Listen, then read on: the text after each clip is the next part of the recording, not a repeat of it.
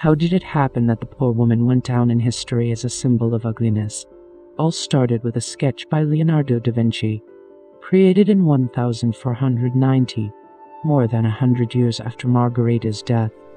The great Leonardo decided to experiment in painting and created a caricature image of an ugly old woman, which had nothing to do with the ugliness of an unknown Tyrolean countess.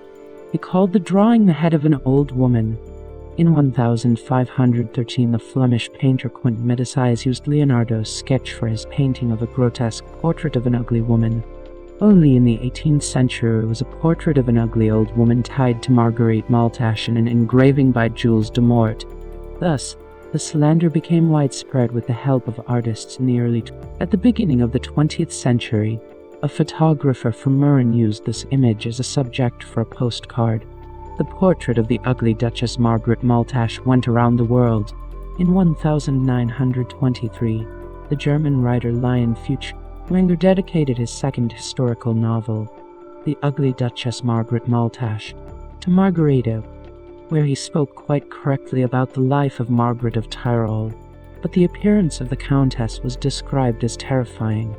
At the same time, the writer relied in every detail on the picture of Countess Maultash.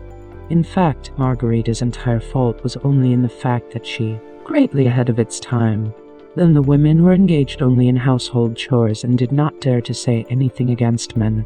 What was this woman really like, and what did she do with her life? How did she earn the nickname Maultash?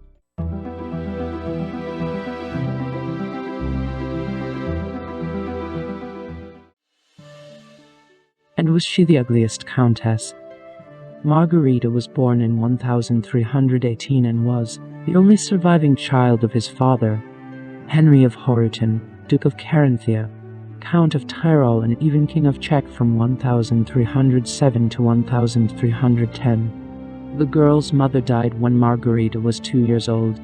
The next wife of the father was unable to give birth to heirs and was in such poor health that she did not even live to be 21 years old.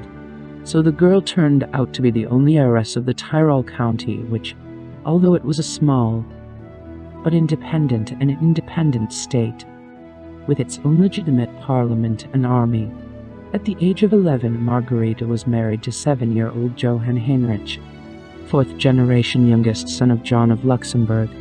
Margaret's marriage was to end the feud between Luxembourg and the rulers of Tyrol over the crown of Bohemia. Young husband and wife did not bother each other. She lived in the family Tyrolean possessions.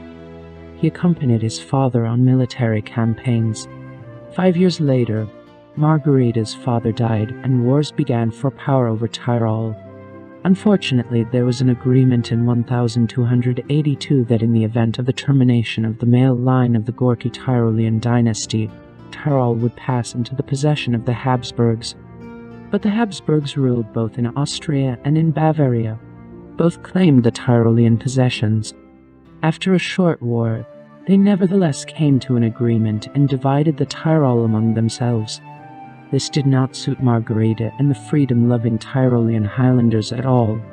The 18-year-old girl showed herself from the best side. Of course, she did not want to lose her privileged position and the power given to her by birthright. She made a fiery speech in the Landtag, in the local parliament, against the dominance of the invaders, thereby uniting all the Tyroleans, peasants and aristocrats around her. An uprising broke out demanding the return of power to the rightful heiress.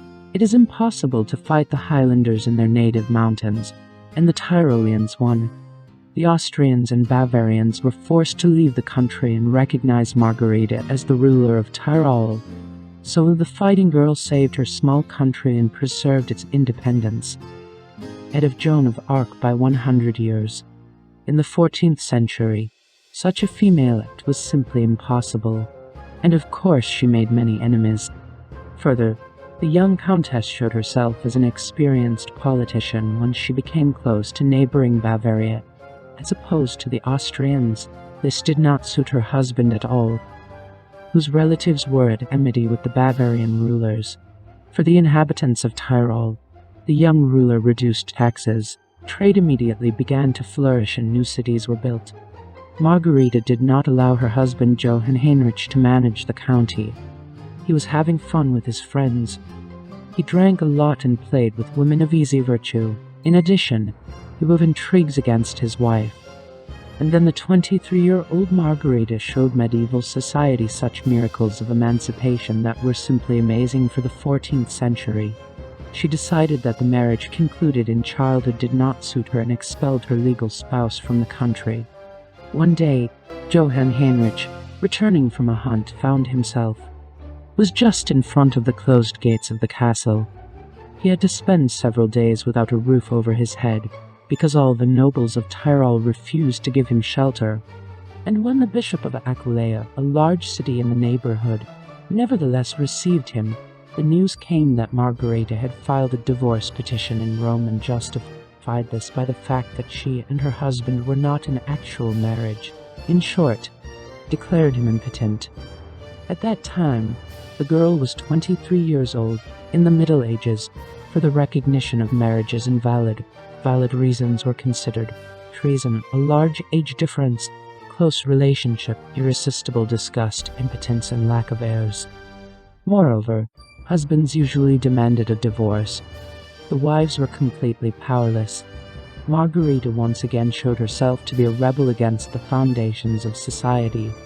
The Pope did not approve the divorce and insisted on maintaining the marriage between Margarita and Johann Heinrich. This is where the conflict happened. Emperor of the Holy Roman Empire, Ludwig of Bavaria, himself declared Margaret's first marriage invalid. So at the age of 25, Margarita ignored the prohibition of Pope Clement V, and she married the eldest son of the Holy Roman Emperor Ludwig V. Wittelsbach, who was 3 years older than her. By the way, he was recognized throughout Europe as a handsome man and a favorite of women, which largely refuted rumors about Margarita's ugliness. He just couldn't marry a freak without risking excommunication.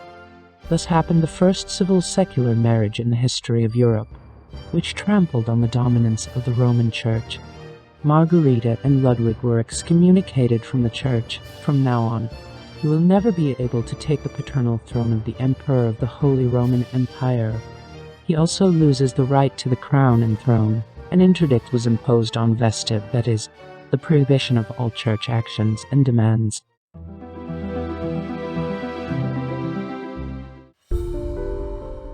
A slander campaign began against Margarita. The Roman Curia attached to her the nickname Maultash, which, in the sense of the word, indicated easy behavior and outward ugliness.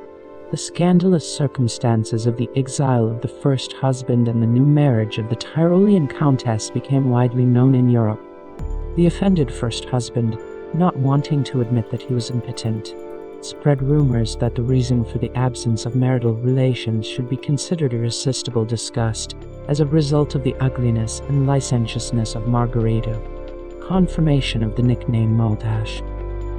Historians call the second marriage of the Tyrolean countess quite happy. The couple got along well, helped each other in political matters. They had sons Hermann and Maynard, but the relatives of the first husband continued to perceive the divorce as an incredible insult, which is what actually happened. In 1346, the brother of Johann Heinrich, Charles Luxembourg, became the king of the Czech, the titular king of Germany, who decided to return the richest Tyrolean lands under his wing. He invaded the domain of Margarita and ravaged the two main cities of the county and laid siege. The siege of the castle was repulsed by Margarita with a small army. Her husband Ludwig gathered a new army and ousted the invaders from the Tyrolean lands. Later, Karl Luxembourg reconciled with Margarita and Ludwig. It took the couple many years and effort to get the church and neighbors to recognize their marriage and the legitimacy of having children. The abandoned first husband, wanting to enter a new marriage, turned to the Pope with a request for a divorce from Margarita. The former spouse also admitted that the marriage was not consummated. He denied the accusation of impotence and the divorce was finalized. However, for another 10 years, Margarita and Ludwig were excommunicated from the church. For the same amount of time, their marital union was not recognized by the Roman Curia. In 1361, Margaret's husband Ludwig V died. Shortly before his death, the eldest son Hermann died. The co-ruler of the Tyrolean Countess was the second son Maynard Roman III, who died 2 years later. The Gorytsko-Tyrolean dynasty finally ceased to exist. At the age of 45, our heroine was left without support in the conditions of the most severe pressure on her from Austria. Eager to capture Tyrol, Countess Margaret, yielding to Austrian pressure, transferred her possessions to Rudolf Roman IV of Habsburg. The reason given for her abdication was the special circumstances and the weakness of the females. Under Rudolf Roman IV's condition, Margarita was no longer to visit Tyrol. Thus Tyrol lost its independence and was incorporated into the Austrian monarchy.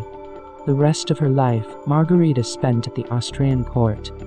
In 1369, at the age of 51, she died in Vienna in luxury, but alone. One of the districts of Vienna still bears her name. Margaret of Tyrol during her life managed to cause trouble to many powerful people of this world, and therefore dirty gossip about the Tyrolean Countess could not be stopped, although many kings had nicknames. For example, Louis is Grumpy. Still, women were treated more courteously, but not Margarita, and the legend of the ugly countess swept the whole society. Everyone forgot about the struggle for independence and prosperity of the county of Tyrol. Charles Luxembourg was elected Emperor, Holy Roman Empire. The former first husband, Johann Heinrich, remarried and became his brother's assistant in the administration of Germany.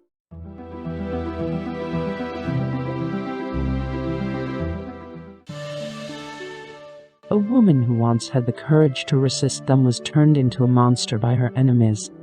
Artists and historians, for the sake of the authorities, portrayed Margarita as an ugly old woman.